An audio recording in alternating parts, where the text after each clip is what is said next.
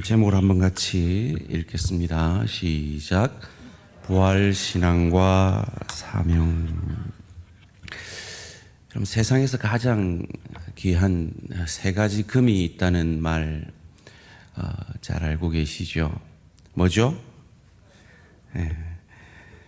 황금, 소금, 지금.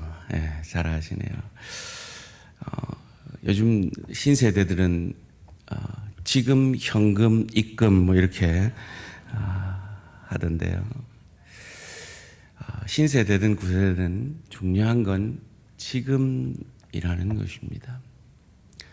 지금. 부활 신앙을 가진 우리는 지금 무엇을 해야 될까요? 부활 신앙을 가진 우리에게 지금 하나님은 어떤 사명을 맡기시는 것일까요? 오늘 제목을 한번 같이 읽겠습니다.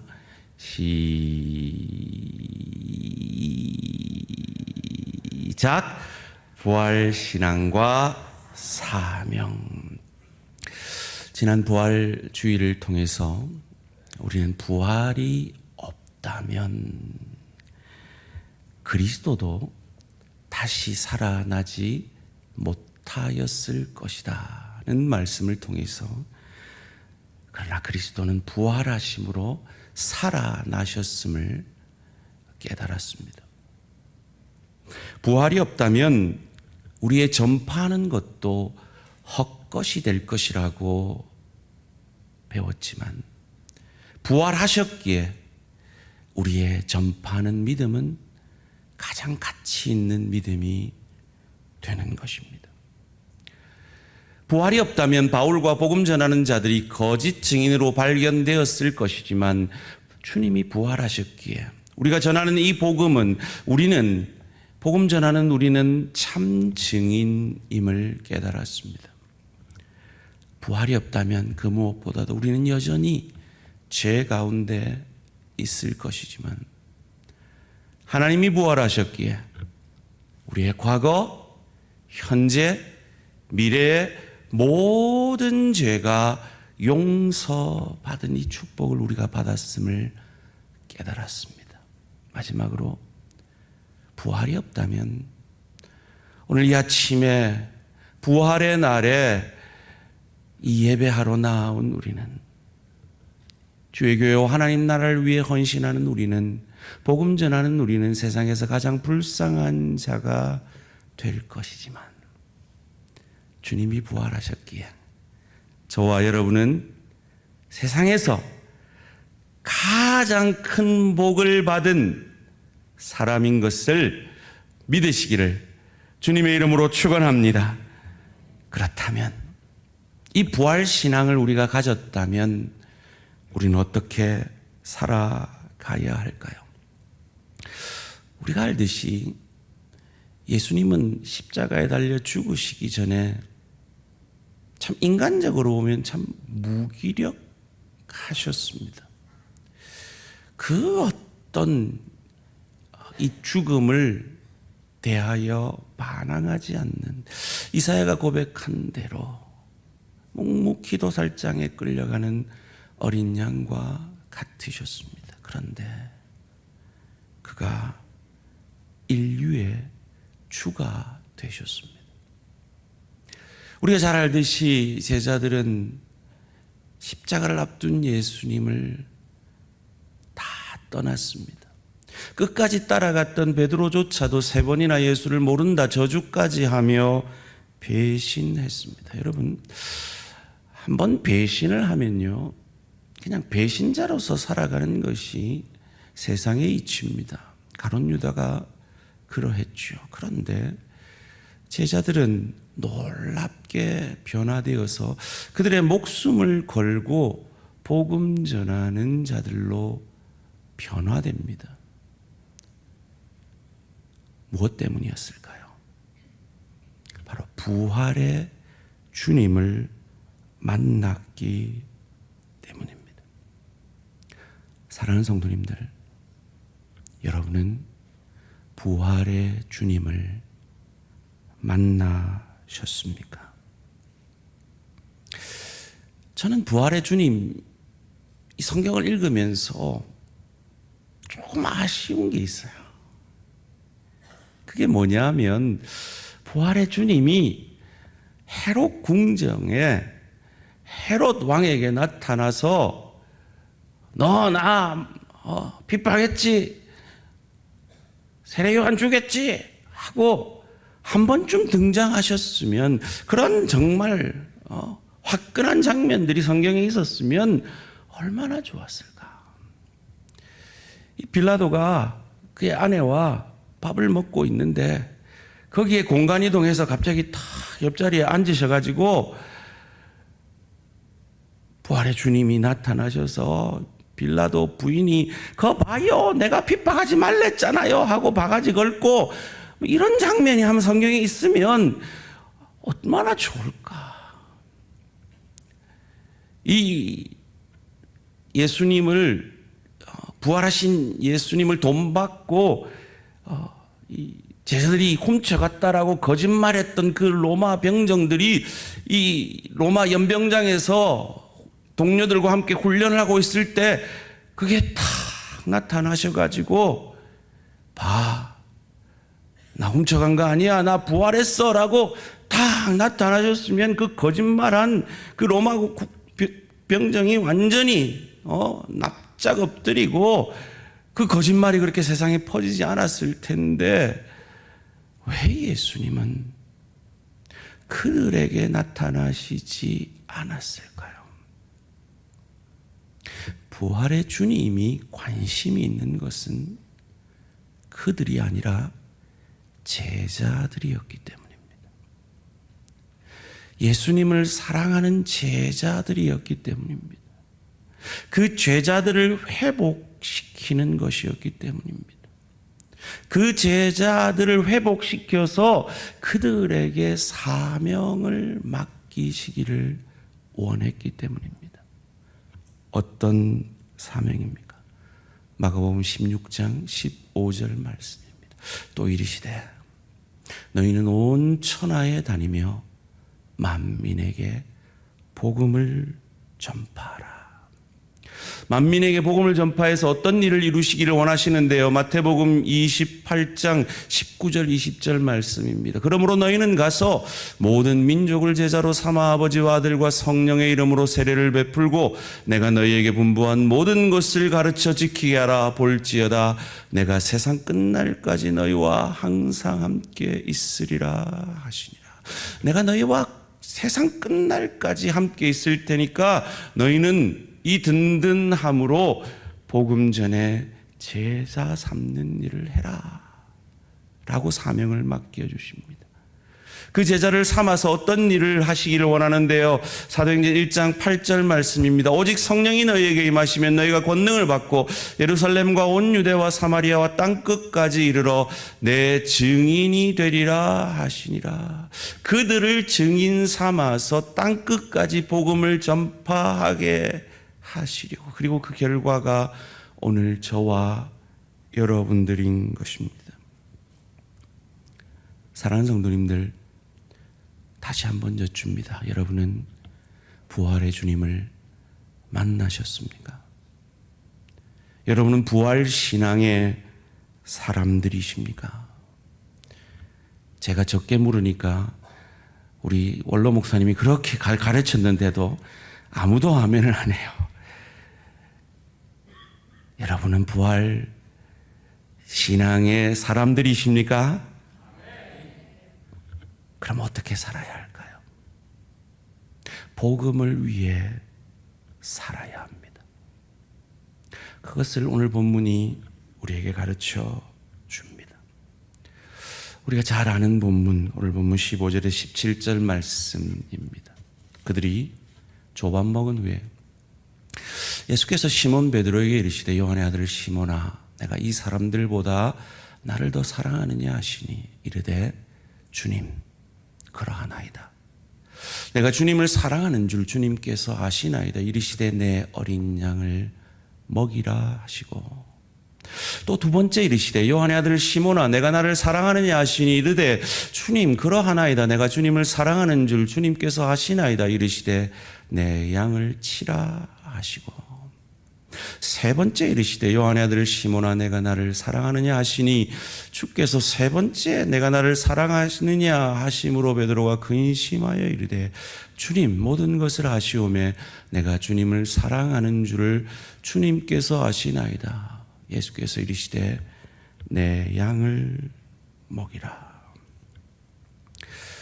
여러분이 베드로라면 어떨까요? 이 질문 정말 대답하기 어려울 것 같지 않습니까? 그런데 생각 외로 베드로는 너무 쉽게 그러하다라고 답을 합니다. 그 이유가 예수님이 오늘 이 나를 사랑하느냐는 이 질문을 과거형으로 하신 것이 아니고 미래형으로 하신 것이 아니고 현재형으로 하고 계시기 때문입니다. 만약에 예수님이 과거형으로 물었다면 그의 과거가 부끄러워서 세 번이나 예수를 모른다 저주까지 하며 부인했던 그 과거가 생각나서 감히 사랑했습니다라고 말할 수 없었을 것입니다. 미래형으로 물었다면 그가 넘어졌던 과거를 생각할 때 미래에 또 넘어질 것을 알기에 감히 사랑할 것입니다라고 장담할 수 없었을 것입니다. 그런데 세 번째 부활하신 주님이 아무 소망 없이 고기 잡으러 갔던 그들을 찾아오셔서 현재형으로 물으시니 지금 내가 나를 사랑하느냐 물으시니 그는 지금은 내가 주를 사랑합니다라고 감히 고백하고 있는 것입니다. 그런데 여러분 부부간에 신혼 때 이런 질문 잘 하셨잖아요. 자기 나 사랑해? 사랑해. 그러면 자기 나 사랑해? 라고 물은 사람이 뭐라고 대답해야 되죠? 나도 사랑해. 이렇게 대답을 하는 게 인지상정이죠. 그런데 자기 나 사랑해? 사랑해. 그럼 나 샤넬백 사줘. 이렇게 나오면 그건 너무 좀 조건적이고 물량적이잖아요. 그런데 일리가 있는 게 자기 나 사랑해? 그럼 나 샤넬백 사줘라는 이 말에 담긴 의미가 뭡니까? 샤넬백은 내 사랑이야 라는 것이지. 그리고 그 샤넬백을 내게 사주는 것이 당신이 나를 사랑하는 것을 증명하는 거야 라고 말하고 있는 것이요. 그렇다면 예수님이 나 사랑해 했을 때에 사랑합니다 라고 대답하는 이 베드로에게 내 양을 먹이라, 내 양을 치라, 내 양을 먹이라 라고 말씀하신 그 말씀의 의미는 바로 이 양들이 내가 생명을 아끼지 아니하는 내 사랑이야 라고 말씀하시는 것이며 이 양을 치고 이 양을 먹이는 것이 나를 사랑하는 것이며 이 양을 먹이고 치는 이 사명을 내게 맡기는 것이 바로 내가 내게 줄 수 있는 최고의 사랑이다 라고 말씀하고 계신 것입니다. 사랑하는 성도님들, 저와 여러분은 부활의 주님을 만났고 그 주님을 사랑하기에 이 자리에 나와 예배하고 계신 줄 믿습니다. 그런데 이 자리에 나와서 예배하고, 아니 그냥 예배만 보고 예배만 구경하고 가버리는 것이 주님을 사랑하는 것이 아니라고 오늘 예수님은 우리에게 말씀하고 계신 것입니다. 정말 네가 나를 사랑하느냐? 그러면 내가 사랑하는 저 영혼들을 섬기라라고, 그것이 나를 사랑하는 것이다라고 말씀해 주는 것입니다. 그래서 오늘도 주님을 사랑하는 수많은 우리 대한가족들이 차량 봉사로, 주차 봉사로, 주방 봉사로, 교육부의 선생님으로, 방송실에서, 찬양을 통해 재정부실에서 구역장으로 섬기면서, 화단을 가꾸면서, 카페를 섬기면서 주님을 사랑함을 보여내고 있는 것입니다. 정말 주님을 사랑하십니까? 정말 부활의 주님을 만나 그 부활의 주님을 사랑하십니까? 주님께서 율법의 완성을 이렇게 정의해 주셨습니다. 마태복음 22장 36절에서 40절 말씀 함께 읽습니다. 시작. 선생님, 율법 중에서 어느 계명이 크니까? 예수께서 이르시되 내 마음을 다하고 목숨을 다하고 뜻을 다하여 주 너의 하나님을 사랑하라 하셨으니 이것이 크고 첫째 되는 계명이요 둘째도 그와 같으니 내 이웃을 내 자신같이 사랑하라 하셨으니 이 두 계명이 온 율법과 선지자의 강령이니라. 40절 말씀 잠시 띄워주시고요. 하나님 사랑, 이웃 사랑이 온 율법과 선지자의 강령이다라고 했는데, 이 강령이라는 말은 헬라어 크레만튀미라는 말입니다. 직설적으로 해석하면 매달다라는 뜻이 있고요. 비유적으로 해석하면 요약하다라는 말이 있습니다. 율법을, 우리 안에 이루어진 이 율법의 완성을 요약하면 하나님 사랑, 이웃 사랑으로 요약할 수 있다라는 말입니다. 그 율법이 우리에게 완성되었습니다. 그 구원이 완성되었습니다. 그런 의미에서 우리를 구원하신 목적은 하나님을 사랑하고 이웃을 사랑하게 하시려는 것입니다. 오늘 우리가 읽은 이 베드로의 고백 가운데 우리말 성경에는 드러나지 않은 예수님께서 강조하고 계시는 부분이 있습니다. 첫 번째로 먹이다, 치다라는 이 표현은요, 헬라어 포이마이네라는 표현이고 보스케라는 표현입니다. 이 목동들에게만 사용되는 단어래요. 그런데 그냥 이 치다, 먹이다가 아니라 일관되게 지속적으로 먹이는 것을 표현하는 것입니다. 우리가 하나님을 사랑해서 시작한 사역 가운데 우리가 때로 낙심될 때가 있습니다. 시험 들 때가 있죠. 그래서 나는 그냥 예배 보고만 갈 거야, 사람들과 교제 안 할 거야, 사역 안 할 거야 라고 시험 들 수가 있습니다. 혹 이 자리에 그런 시험 든 지체들이 있으십니까? 잘 믿음으로 회복하셔서 다시 일어서셔서 하나님께서 하나님을 사랑하는 자에게 말씀하시는 이 보스케 포이마이네, 일관되게 지속적으로 주님을 사랑함을 이 양떼를 먹이고 침으로 표현해내시는 저와 우리 모든 성도님들 되시기를 주님의 이름으로 축원합니다. 두 번째로 이 양도요, 두 가지 양을 말하고 있어요. 첫 번째 말하는 양은요, 아르니온이라는 단어입니다. 어린 양이에요. 갓 태어난 양이에요.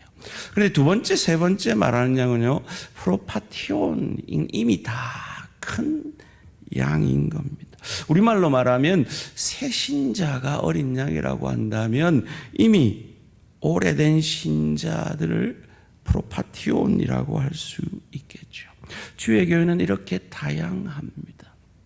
이 다양함 가운데 하나님은 지속적으로 우리를 통해 서로를 먹이기를 원하시는 것입니다. 특별히 이 사도행전 1장 8절에서 예수님은 아주 구체적으로 증인될 것이라고 예언적 명령을 하시죠. 온 유대와 사마리아와 땅끝까지 이르러 예루살렘과 온 유대와 사마리아와 땅끝까지 이르러라고 구체적인 지명을 하십니다. 그런데 그거 아십니까? 굳이 이렇게 하실 필요가 없잖아요. 땅끝 안에 다 포함되는 거잖아요. 예루살렘과 사마리아는 온 유대 땅 안에 다 포함되는 거잖아요. 그런데 왜 예수님은 이처럼 구체적으로 제자들에게 말씀하셨을까요? 이 말씀을 처음 듣는 자들이 예수님의 제자들입니다. 예수님의 제자들의 대부분은 갈릴리 사람들이었죠. 이 갈릴리 사람이라는 이 표현은 아주 비천한 자들을 가르치는 표현입니다. 한마디로 아주 못 배운 사람들을 향하여 하는 표현입니다. 그런데 예루살렘에 사는 사람들은 누굽니까? 종교 지도자들입니다. 그 시대 가장 엘리트들입니다. 그런 갈릴리 사람이 이 예루살렘의 사람들에게 복음 전하는 것이 결코 쉽지 않았을 것입니다. 그것을 아시고 예수님이 온 땅이라면 그냥 예루살렘은 거쳐 지나가고 사마리아 하면 우리가 저 원수들에게 어떻게 복음을 전해라고 그냥 지나갈까봐 구체적으로 예루살렘과 온 유대와 사마리아와 땅끝까지 이르러 내 증인이 되리라. 반드시 나는 그런 증인으로 너희를 삼아낼 것이다 라고 예언하고 계신 것입니다. 무슨 말입니까? 저들이 아르니온이든 어린 양이든 다 큰 프로파티온이든 저들은 다 죄인이다. 저들은 다 복음에 필요하고 하나님의 은혜가 필요한 사람들이다. 나는 너희를 그렇게 저들을 위해 사용하기 원한다. 저들에게 내 사랑을 전하는 사랑의 도구로 너희들을 쓰임받기를 원한다라고 말씀하시는 겁니다. 여러분 참 이 예루살렘에 있는 사람들에게 제자들이 복음 전하는 건 정말 쉽지 않았을 겁니다. 여러분 제가요 사촌이 있습니다. 저희 외삼촌 딸인데요. 서울 사람이었습니다. 제가 어릴 때 방학 때마다 중리라는 저희 외갓집에 가서 방학 내 놀았는데요. 그때 가끔씩 서울에 있는 그 사촌 누나가 왔어요. 저보다 한 살 많았는데요. 그 사촌 누나 앞에서는 제가 말을 못했어요. 서울말 쓰는 여자 앞에 감히 경상도 사투리를 쓰는 게 너무 송구해가지고요. 말을 못했어요. 여러분 우리 그런 우스갯소리 알잖아요. 이 부산 촌 사람이 서울에 대학을 가가지고 하숙집에 갔는데 끝만 높이면 돼라는 서울말은 끝만 높이면 돼. 그래가지고 띵동 하니까 누구세요? 그러니까 아줌마 문 깨라줘요. 막 이래가지고 막 뭐 깨라고 막 이랬다는 막 그런 우스갯소리 막 그처럼 참 부산말 쓰는 저도 서울말 쓰는 누나 앞에 입을 다물었는데 이 갈릴리 촌 사람들이 이 하나님의 명령이 구체적이지 않으면 안 되었던 거죠. 여러분 혹 여러분에게 예루살렘 사는 사람과 같이 느껴지는 가족이 있으십니까? 혹 사마리아인과 같이 나는 정말 저 사람한테는 상종도 하고 싶지 않아, 복음 전하고 싶지 않아 라는 가족이나 친지나 이웃이 있으십니까? 주님은 말씀하십니다. 나는 너를 통해 그들에게 너를 증인 삼음으로 너를 제자 삼아 복음 전하기 원한다라고 말이죠.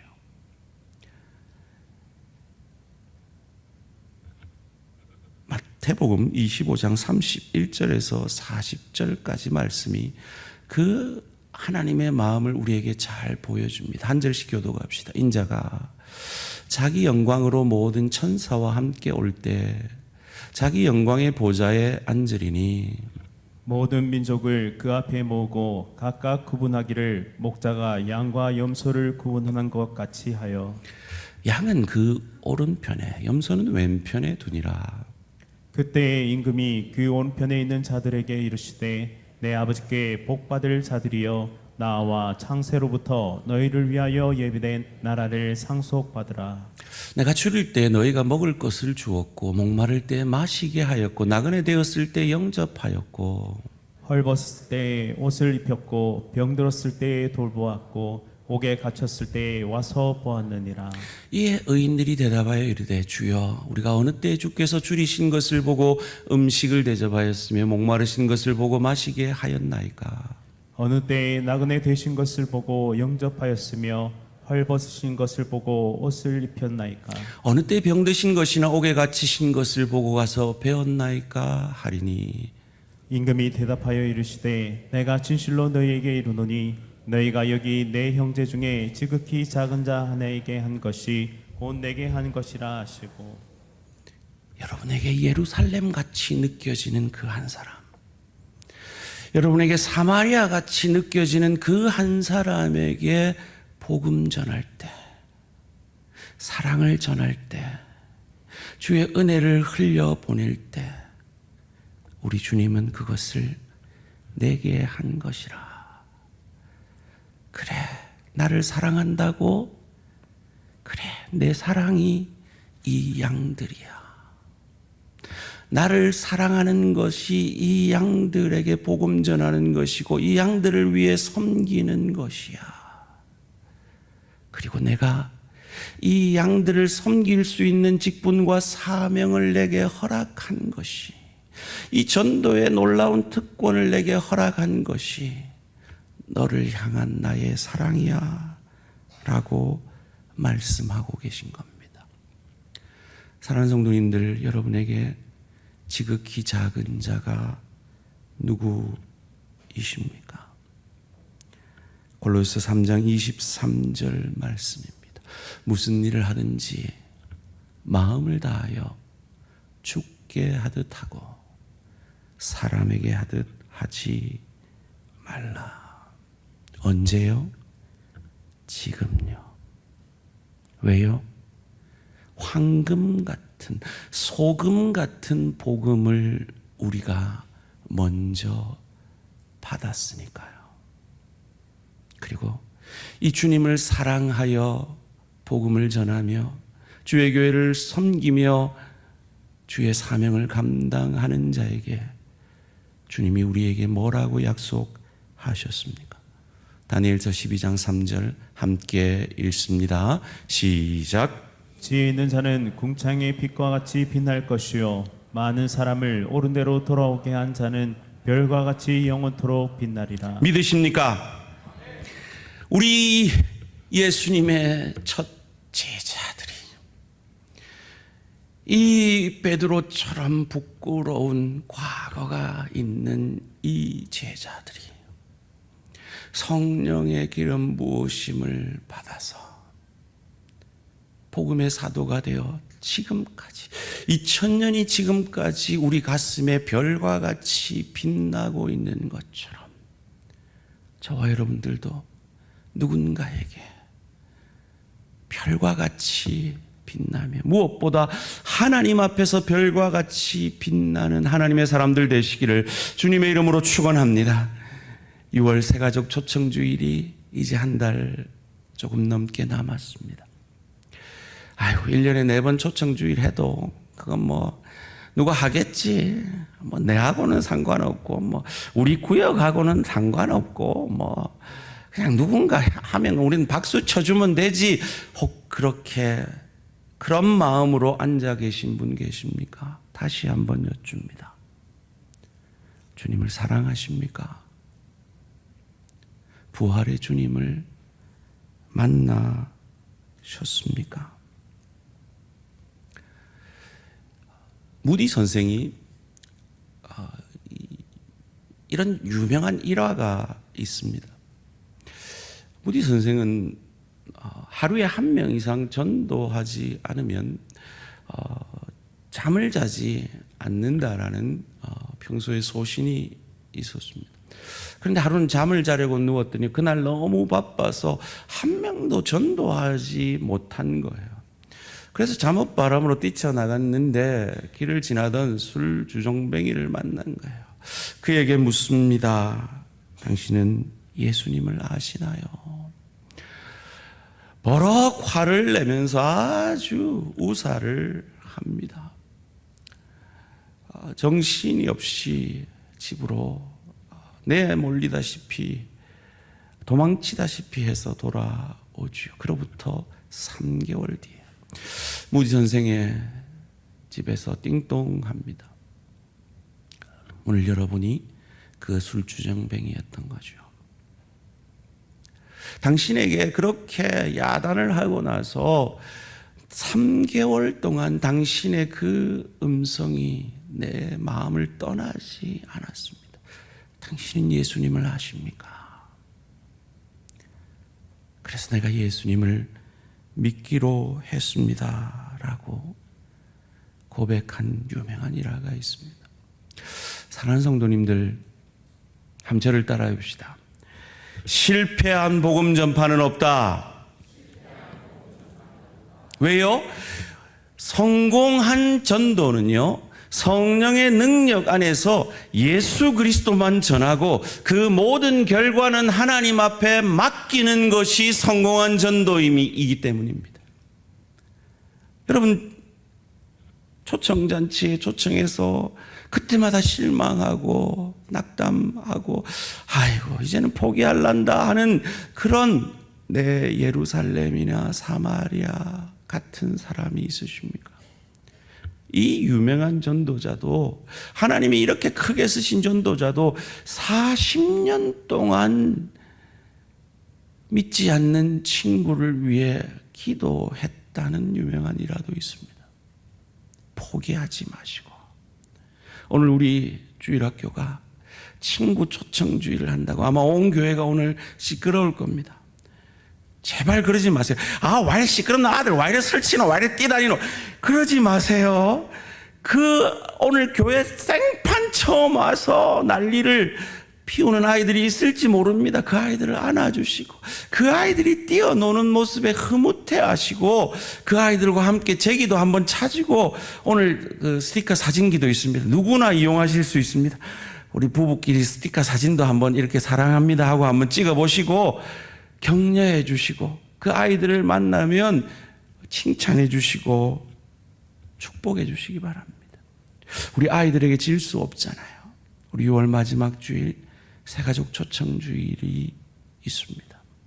우리 구역장님들 그냥 지나가지 마시고 구역원들에게 매번 구역 모임 하실 때마다 우리 이번에 초청할 VIP들 한번 기도합시다. 비록 그 사람이 예루살렘 같을지라도, 비록 그 사람이 사마리아 같을지라도 하나님이 하시면 이 술주정뱅이도 석 달 만에 그 말이 웽웽거려서 하나님이 그를 구원하시는 역사를 이루시는 분이 우리가 믿는 하나님입니다. 한번 같이 기도합시다.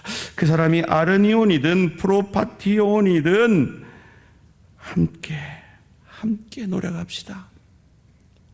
저도 우리 미용실 실장님 또 선물 사들고 초청할 거예요.